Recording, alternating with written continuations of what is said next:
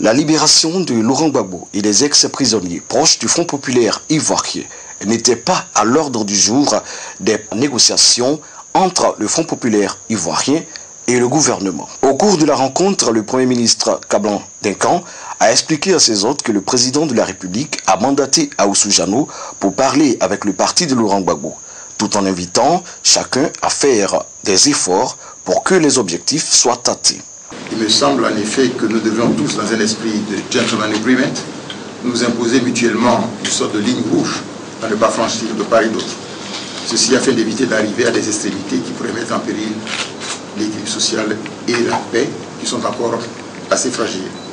À la fin de la rencontre, les deux parties se sont prononcées. D'un côté, nous continuons le dialogue direct pour régler les conséquences liées à la crise que nous avons connue.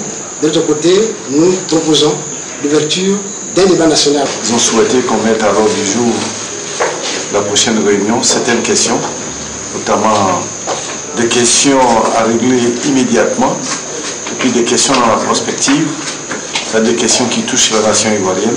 C'est ce qu'ils appellent l'état généraux de la République. Nous allons aviser.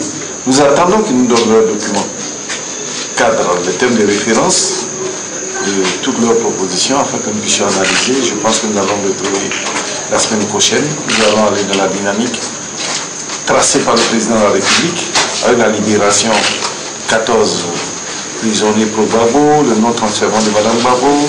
Je pense que l'atmosphère est en train de s'apaiser. Et le président de la République est tout oui pour toute proposition qui vise à consolider la paix en Côte d'Ivoire. Monsieur le Premier ministre, la libération du président Laurent Gbagbo, selon vous, sur les pays la pose comme condition. Merci beaucoup, ça sera la prochaine séance. La Côte d'Ivoire est à la recherche d'une paix perdue depuis plusieurs années.